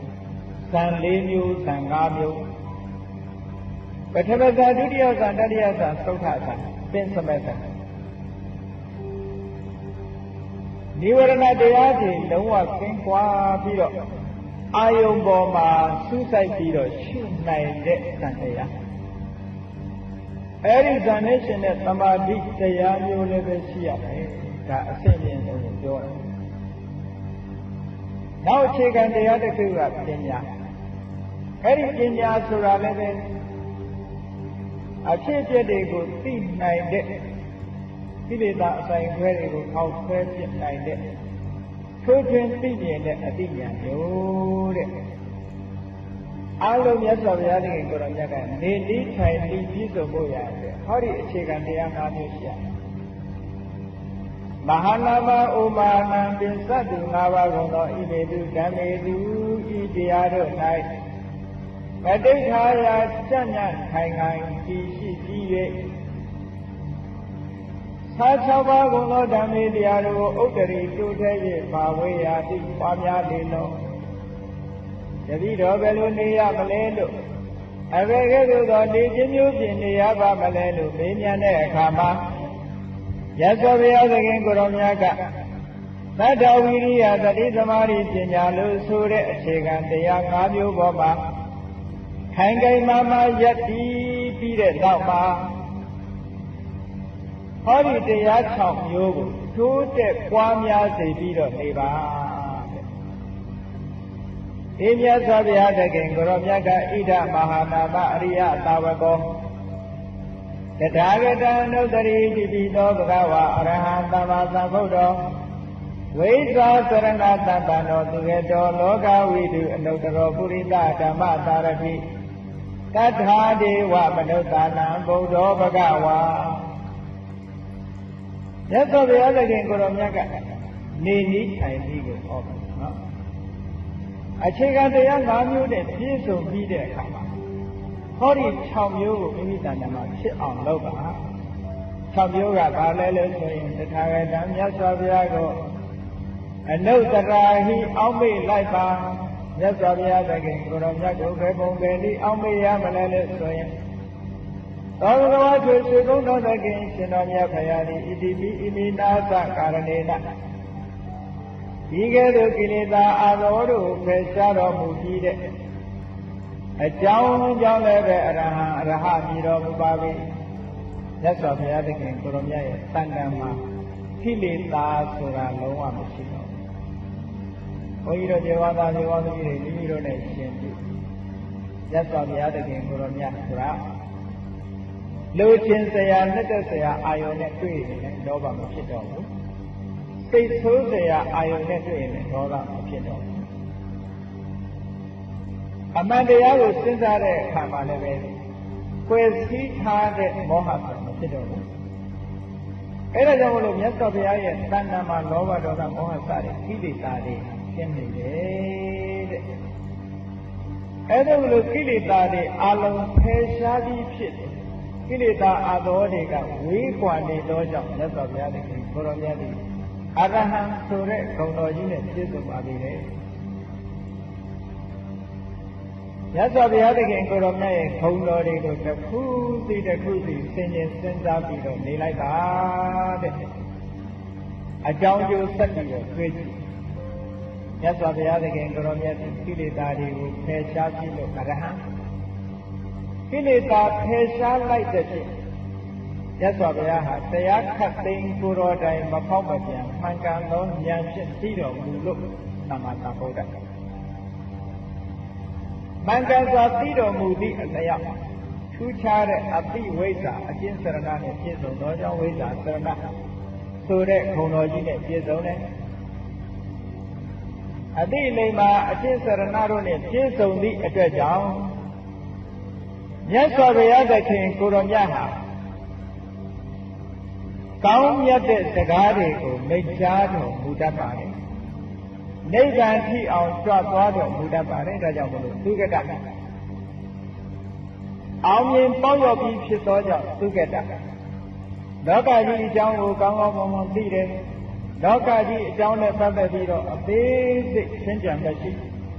တတ္တလောကသင်္ခါရလောကဩကာသလောကလို့ဆိုတဲ့လောကသုံးပါးရဲ့အကြောင်းကောင်းကောင်းကြီးသိတော်မူသောကြောင့်လောကဝိတုလောကအကြောင်းသိလို့ပဲ မြတ်စွာဘုရားသခင်ကိုရောမြတ်ဟာဆုံးမတိုက်သူကိုဆုံးမတဲ့နေရာမှာမိမိတဲ့တာလွန်တဲ့ပုဂ္ဂိုလ်မရှိအတုမရှိအမြတ်ဆုံးပုဂ္ဂိုလ်ဖြစ်တယ်။ဒါကြောင့်မို့လို့လူတွေရဲ့ဆရာတွေမကနတ်တွေရဲ့ဆရာတဆူတတ္ထာဒေဝမနုဿာနံတဲ့လူနတ်ပြမတတ္တဝါအလုံးတို့ရဲ့ရှေ့ဆောင်ဆရာကြီးဖြစ်ပါတယ်။ဗုဒ္ဓသစ္စာလေးပါးကိုလည်းပဲသိအောင်ဟောပြောနိုင်တယ်။ဒါကြောင့်မို့လို့ဘဂဝါအလုံးကိုမြတ်စွာဘုရားသခင်ကိုရောမြတ်လွှမ်းမိုးပြီးတော့ဘုံကံပါရမီနဲ့ပြည့်စုံတော်မူတယ်လို့မြတ်စွာဘုရားသခင်ကိုရောမြတ်ရဲ့ဂုဏ်တော်တွေကိုဆင်ခြင်သုံးသပ်ပြီးတော့နေလိုက်ပါတဲ့တထာဂတမြတ်စွာဘုရားသခင်ကိုရောမြတ်ကိုအနုတ္တရာဟိအောက်ပေးလိုက်ပါဂုဏ်တော်တွေကိုမှန်ပြီးတက္ကရာမြတ်စွာဘုရားသခင်ကိုရောမြတ်ကိုအောက်ပေးလိုက်ပါအဲ့လိုအောက်ပေးလိုက်တဲ့အချိန်မှာမြတ်စွာဘုရားသခင်ကိုရောမြတ်ရဲ့ဂုဏ်တွေကိုတစ်ခုစီတစ်ခုစီဘုန်းကြီးတို့မျိုးကောင်းသားမျိုးကောင်းသမီးတွေခေါင်းကတတ္တာတို့ဝိရိယတို့တတိတို့သမာဓိတို့ပညာတို့ဆိုဒီအခြေခံတရားတွေမိမိတို့သဏ္ဍာန်မှာအားရှိပြီးတော့မြတ်စွာဘုရားသခင်ကိုရောမြတ်ရဲ့ဂုဏ်တော်ကိုပွားများအားထုတ်လိုက်မယ်နှလုံးသွင်းဆင်ခြင်လိုက်မယ်ဆိုလို့ရှိရင်ယတမေတမေသင်္ခါကာလ၌တထာဂတမြတ်စွာဘုရားကိုအနုတ္တရတိအစဉ်အောင်မိလေတတမေတမေထိုသာ၌အတ္တထိုပုဂ္ဂိုလ်၏သဏ္ဍာန်၌ရာဂပရိယုဒ္ဓိတံစိတ်တံရာဂခါကြွတောင်းဉာဏ်သောစိတ်သည်နာဥပ္ပဇ္ဇတိမဖြစ်တော့မြတ်စွာဘုရားသခင်ကိုရောမြတ်ရဲ့ဂုဏ်ကိုအာယုပြုပြီးတော့နေတဲ့အချိန်မှာရာဂစိတ်တွေဖြစ်နိုင်ပါမလားမဖြစ်နိုင်ဘူးတဲ့နော်ဒေါသပရိယုဒ္ဓိတံစိတ်တံနဒေါသပရိယုဒ္ဓိတံစိတ်တံဒေါသပရိယုဒ္ဓိတံဒေါသလွှမ်းမိုးနှိမ့်ဆက်နေတဲ့စိတ်တံစိတ်ဒီနာဥပ္ပဇ္ဇတိမဖြစ်မောဟပရိယုဒ္ဓိတံမောဟလွှမ်းမိုးနေတဲ့စိတ်ဒီနာဥပ္ပဇ္ဇတိမဖြစ်ရာဂလွှမ်းမိုးနေတဲ့စိတ်လည်းမဖြစ်ဘူးဒေါသလွှမ်းမိုးနေတဲ့စိတ်လည်းမဖြစ်ဘူးမောဟလွှမ်းမိုးနေတဲ့စိတ်လည်းမဖြစ်ဘူးဘုရားကုံကိုအာယုံပြုနေတဲ့အချိန်မှာရာဂဒေါသမောဟဆိုတဲ့ကိလေသာတွေမဖြစ်ဘူးတဲ့အဲ့ဒီလိုကိလေသာတွေမဖြစ်တဲ့အခါကျတော့အတ္တထိုပုဂ္ဂိုလ်ဤစိတ်ဓာတ်စိတ်ဒီတထာဂတမြတ်စွာဘုရားသခင်ကိုရောမြတ်ကိုအာရဘအာယုံပြု၍ဥစုကတမိဝဖြောင်းဖြောင်းပတ်ပတ်တည်ရှိ၍နေတော်သည်သာနှင့်ဟောဒီစင်စစ်တည်းဖြစ်ပါပေတော့၏ဥစုကတစိတ်တော်ဖြောင်းပိုက်တည်ကြည်၍နေတော်စိတ်ရှိတော်ရိယတာဝကောရိယတာဝကသည်လဗ္ဗတိအထဝေဒံလဗ္ဗတိဓမ္မဝေဒံအထဝေဒံဂုံတော်တို့ရဲ့အလက်အဓိပ္ပာယ်နဲ့ပတ္တတိတကာလနှစ်သက်ဝမ်းမြောက်မှုကိုလဗ္ဗတိကောင်းစွာရနေတော့၏မြတ်စွာဘုရားသခင်ကိုရောမြတ်ရဲ့ဂုံတော်လေးတွေဆင်ခြင်ပြီးတော့နေတဲ့အခါကျတော့သူဂုံတော်မှာလာရှိတဲ့အလက်အဓိပ္ပာယ်တွေကိုပြီးတော့ပီတိသောမနတဖြစ်တယ်ဓမ္မဝေဒံပါဠိကိုသိပြီးတဲ့ကာလနှစ်သက်ဝမ်းမြောက်ခြင်းလို့ဆိုတဲ့ပီတိဒီဟောဒီစင်စစ်တဲ့ဖြစ်ပါပေတော့၏စကလုံးလေးကိုကမြတ်စွာဘုရားသခင်ကိုရောမြတ်ရဲ့ဂုဏ်တော်လေးအရဟံနဲ့သမ္မာသမ္ဗုဒ္ဓောဝိသသရဏသမ္ပန္နောသိကတောလောကဝိအ내ကလေးတွေကိုဆင်ခြင်စဉ်းစားပြီးတော့ပါဠိစကလုံးလေးတွေရဲ့အဓိပ္ပာယ်ကိုပါသိပြီးတော့ပါဠိစကားလုံးကလည်းပဲနှစ်သက်စရာကောင်းတယ်အ내ဒိဗေကလည်းနှစ်သက်စရာကောင်းတယ်ထိုနှစ်သက်စရာကောင်းတဲ့ပါဠိအ내ဒိဗေတွေကိုဆင်ခြင်စဉ်းစားပြီးတဲ့ကာလပီတိတွေဖြစ်ပါလိမ့်မယ်ဓမ္မုပတံဟိတံတရားနှင့်ဆက်ရှင်၍နေသောဗပောက်တံဝမ်းမြောက်မှုသည်ဥပ္ပဇ္ဇတိဖြစ်၏မြတ်စွာဘုရားသခင်ကိုရောမြတ်ဘုံတော်တွေကိုပွားများအားထုတ်တဲ့အခါမှာဘုန်းကြီးတို့တရားချက်ခင်ကျွန်တော်တို့ပြိဿပေါင်းဒီကနေ့တရားတော်ကိုပွားများတဲ့အခါမှာပိဋိသောမနတဖြစ်လောက်အောင်ပွားရတယ်နော်တော်တော်များများကတရားကုံတော်အာယုပြုပြီးတော့ဂရီးတော်စိတ်ကြပါဂရီးစိတ်တဲ့အခါမှာပြုပြင်စရာလေးကဘာတော့ဆိုရင်ဟုတ်လားဂရီးလေးကြိုင်ပြီးတော့6ချက်အရဟံလို့တော့လောက်ဘုရားစီစိတ်ကရောက်ချင်မှရောက် အခုမြတ်စွာဘုရားသခင်ကိုယ်တော်မြတ်ကဗုဒ္ဓနုတ္တိဘာဝနာဘုရားကိုအာယုပြုပြီးတော့နေတဲ့အခါမှာပီတိသောမနတတွေဖြစ်အောင်အလုံးသွင်းဖို့အဲ့လိုလိုပီတိသောမနတတွေဖြစ်ပြီးတဲ့ကာလခုံတော်ပါဠိစကားလုံးလေးတွေရောအတ္တဒိဋ္ဌိတွေရောပြီးတော့စိတ်ထဲမှာကြည်နူးလာတဲ့ဘာဝလေးတွေပေါ်လာသတိစိတ်နဲ့ဆိုရင်လည်းအဲ့ဒါစိတ်ရမယ်ဘုရားနုတ္တိနဲ့နေဖို့အဲ့လိုလိုပီတိတွေဖြစ်တဲ့အခါကျတော့ပမုဒိဒတာပီတိသာယတိရသော်ဘုရားသခင်ကိုရောမြတ်ရဲ့ဂုဏ်တွေကို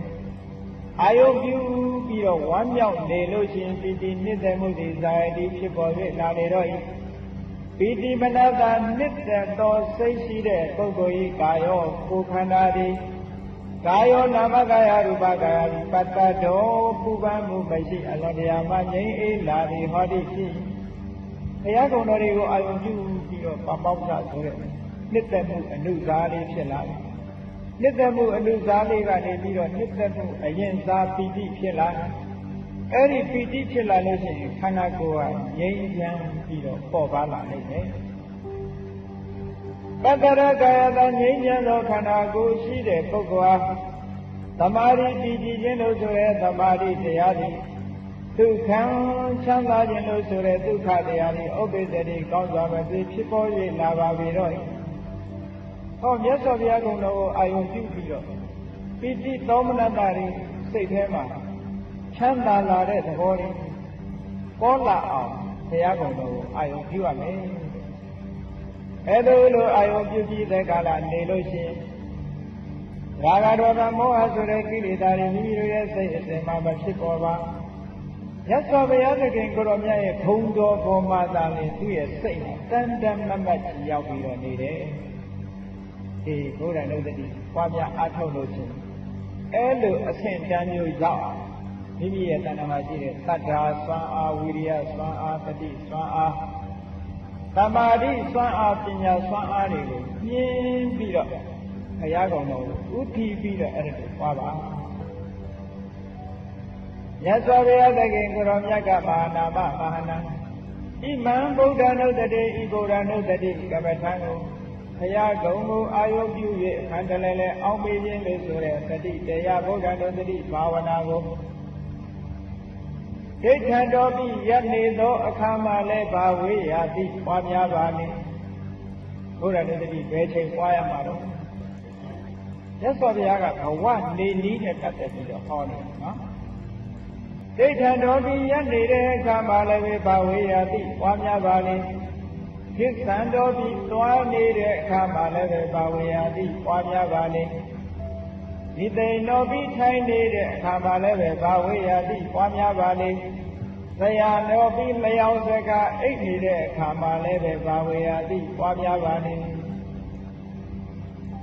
လူဟာလှုပ်ရှားမှုကိုရှိမယ်ဆိုရင်လျောင်းထိုင်ရပ်သွားဣရိယာပုတ်၄ပါးပဲရှိတယ်မဟုတ်လား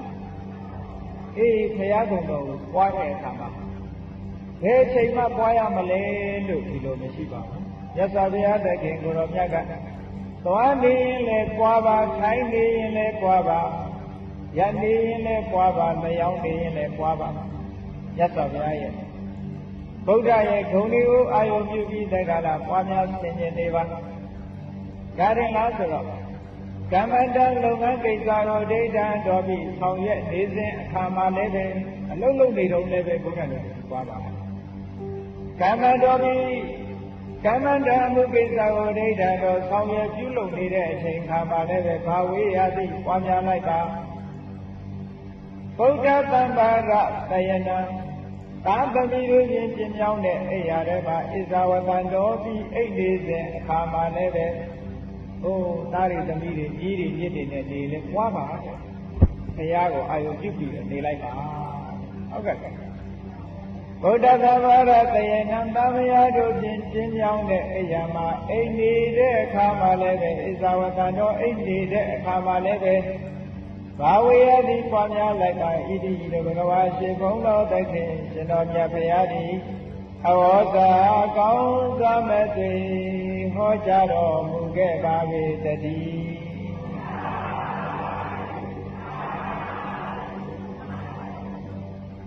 ဘုန်းကြီးတို့တရားကျင့်ခင်ဒီတော်စဉ်ပြိဋ္ဌာတ်တယ်မြတ်စွာဘုရားသခင်ကိုယ်တော်မြတ်ကဟောဒီဗုဒ္ဓနုတ္တိကမ္မထံဘာဝနာကိုပွားပြီးတော့နေလိုက်ပါလို့ဘယ်လိုနေရမလဲလို့မဟာနန္ဒကလျှောက်တဲ့အခါမှာမြတ်စွာဘုရားကမဟာနန္ဒကိုသုံးပါဩဝါဒပေးတဲ့အနေနဲ့ဒီသုတ်တံဟောတာဖြစ်တယ်နော်တရားကျင့်ခင်သူတော်စင်ပြိဋ္ဌာများအနေနဲ့ကလည်းပဲရှင်းဥစွာကိုယ်တဏ္ဍာမှာပြည့်စုံရမယ့်တရားတွေကအားတွေတတ္ထာတရားတဲ့ဝီရိယတရားတတိတရားသမာဓိတရားပညာတရားအဲ့ဒီတရား၅မျိုးကိုအခြေခံပြီးတော့ဘုရားနဲ့တတိကိုပွားပြီးတော့နေပါဒါဗုဒ္ဓအလိုတော်ကြဘဝမှာနေထိုင်ပြီးတဲ့နော်မြတ်စွာဘုရားသခင်ကိုယ်တော်မြတ်ကိုအာရုံပြုပြီးတက္ကလနေတယ်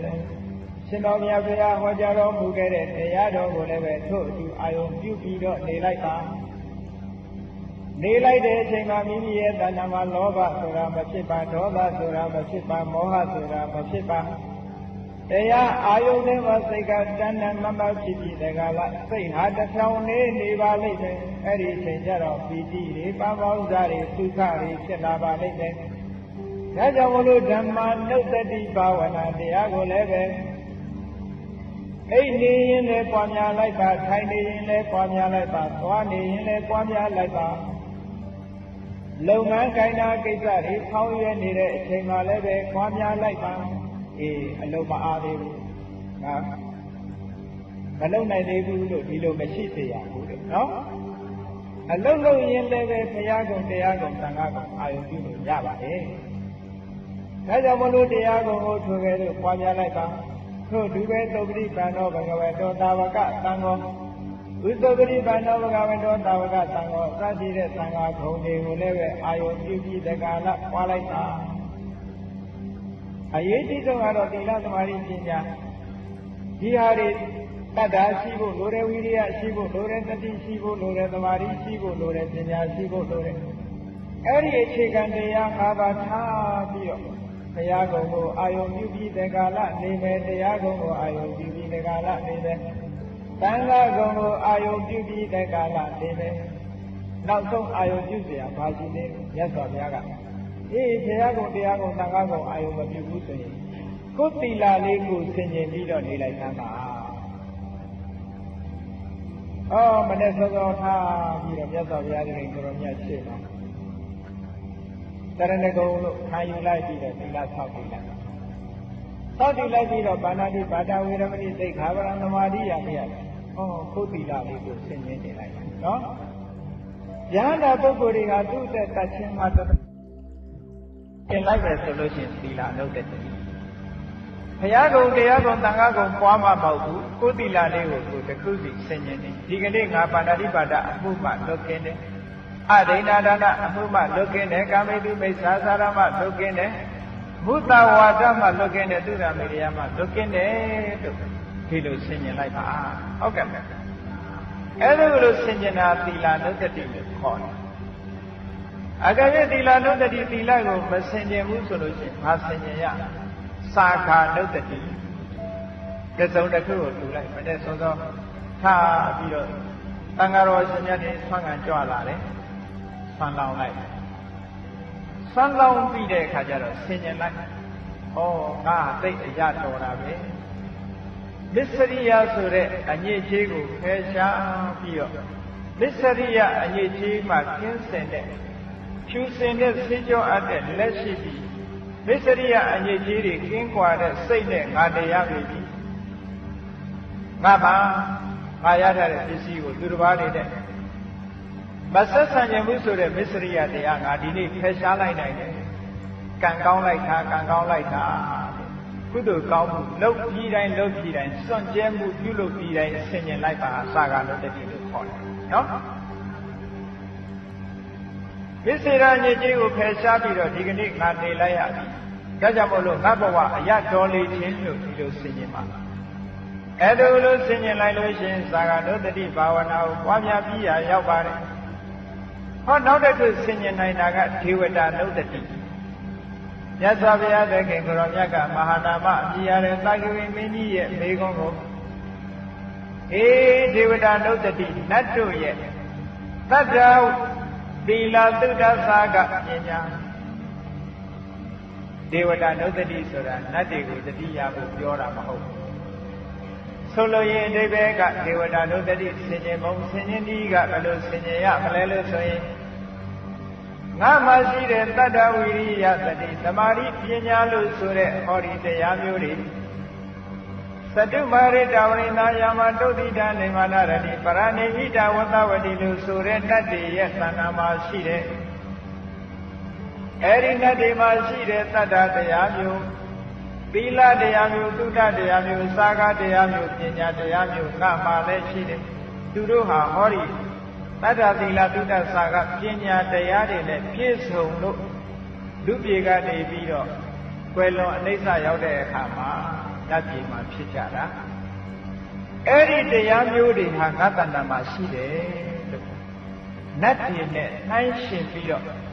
မိမိတဏ္ဍာမှာရှိတဲ့သီလသမာဓိပညာသီလသုဒ္ဓစာကပညာဒီတရားတွေကိုဆင်ခြင်သုံးသပ်တာကိုဒေဝတာနုတ္တိလို့ခေါ်တယ်နော်တော့ကြာနတ်ကိုသွားပြီးကြော်ပွဲထိုးတာဒေဝတာနုတ္တိလို့မှတ်တယ်ဒေဝတာနုတ္တိဆိုတာနတ်ကောင်းနတ်မြတ်တွေဟာအဲ့ဒါသီလသုဒ္ဓစာကဆိုတဲ့ပညာတရားနဲ့ပြည့်စုံသည့်အတွက်ကြောင့်ဒီတရားတွေနဲ့ပြည့်စုံသည့်အတွက်ကြောင့်သူတို့ဒီနတ်ဘုံနတ်ဘဝရောက်ကြတယ်ထိုတရားတွေငါတဏ္ဍာမှာရှိနေတယ်လို့နတ်တွေကိုတတ်သိအရာထားပြီးတော့မိမိတဏ္ဍာမှာဖြစ်တဲ့သီလသုဒ္ဓစာကပညာတဲ့ဒီတရားတွေရဲ့အည်သွေးကိုအည်ချင်းကိုစဉ်းစားပြီးတက္ကလာဆင်ញတာဒေဝတာနုတ္တိပါအဲဒီလိုဒေဝတာနုတ္တိလို့ဆိုတဲ့ဒီအနုတ္တိတရားကိုလည်းပဲအချိန်မရွေးပွားများပြီးတက္ကလာနေခြင်းဖြင့်နေထိုင်မှာဣမံဒေဝတာနုတ္တိဒေဝတာနုတ္တိကိုလိဋ္ဌံတော်ပြီးရနေသောအခါမှလည်းပဲဘာဝေယတိဖြစ်ပွားစေလိုက်ပါကိစ္စတော်ပြီးသွားနေစဉ်အခါမှလည်းပဲဘာဝေယတိဖြစ်ပွားစေလိုက်ပါနိသိဏောပိထိုင်နေရအခါမှလည်းပဲဘာဝေယတိဖြစ်ပွားစေလိုက်ပါတရားတော်ပြီးအိတ်နေတဲ့အခါမှလည်းပဲဘာဝေယတိဖြစ်ပွားစေလိုက်ပါကမ္မတံလုတ်ကိစ္စကိုဒိဋ္ဌံတော်ဆောင်ရလုတ်ကင်နေတဲ့အချိန်မှလည်းပဲဘာဝေယတိဖြစ်ပွားစေလိုက်ပါဗုဒ္ဓသမ္မာရတယနံသမယတို့ဖြင့်ကျင်းမြောင်းတဲ့အိယာပါဣဇဝတံတော်ပြီးအိတ်နေတဲ့အခါမှလည်းပဲဘာဝေယတိဖြစ်ပွားစေလိုက်ပါဝေဘဂဝါရှိခုံတော်သခင်ရှင်တော်မြတ်ဖရာသည်အဝေါစာကောင်းစွာမဲ့သိဟောကြားတော်မူခဲ့ပါပေတည်း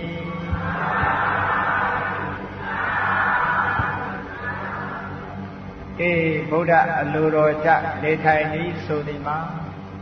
မိမိတို့တဏ္ဍာမတတ္ထာတရားဝိရိယတရားတတိတရားပညာတရားသမာဓိတရားပညာတရားဒီအခြေခံတရား၅မျိုးကိုခိုင်ခိုင်မာမာထားပြီးတော့ဗုဒ္ဓနုတ္တိကိုပွားများ၍နေထိုင်ခြင်းဓမ္မနုတ္တိကိုပွားများ၍နေထိုင်ခြင်းသံဃာနုတ္တိကိုပွားများ၍နေထိုင်ခြင်းကိုယ့်ရဲ့သီလကိုဆင်ခြင်ပြီးတက္ကလာသီလနုတ္တိကိုပွားများ၍နေထိုင်ခြင်းကိုယ့်ရဲ့စွန့်ကြဲမှုလို့ဆိုတဲ့သာကဂုံကိုအာယုပြုပြီးတက္ကလာဆင်ခြင်စဉ်းစား၍နေခြင်းနတ်တို့ကိုတတ်တဲ့အရာမှာထားပြီးတက္ကလာမိမိတဏ္ဍာမှာဖြစ်တဲ့သီလသုဒ္ဓစာကပညာတရားတို့ဆင်ခြင်ပြီးတော့နေခြင်းအဲ့ဒီလိုနေလို့ရှိရင်အမတမအကျိုးရှိတဲ့နေဒီကဖြစ်ပါလိမ့်မယ်လို့မြတ်စွာဘုရားသခင်ကိုရောမြတ်ကမဟာနာမလို့ဆိုတဲ့တာဂဝေမင်းကိုဟောကြားတော်မူခဲ့ပါတယ်ဒါကြောင့်မလို့တရားရှိခင်သရောသင်ပြိဿပေါင်းတို့လည်းမြတ်စွာဘုရားသခင်ကိုရောမြတ်ဟောကြားတော်မူခဲ့တဲ့သုံးမဩဝါဒတော်အတိုင်းဒုဘဝရနေတဲ့အချိန်မှာမြတ်စွာဘုရားသခင်ကိုရောမြတ်ရဲ့အလိုချဖြစ်တဲ့အနုတ္တိတရားများကိုဆင်ခြင်ပွားများအားထုတ်နိုင်ကြပါစေကုန်သတည်း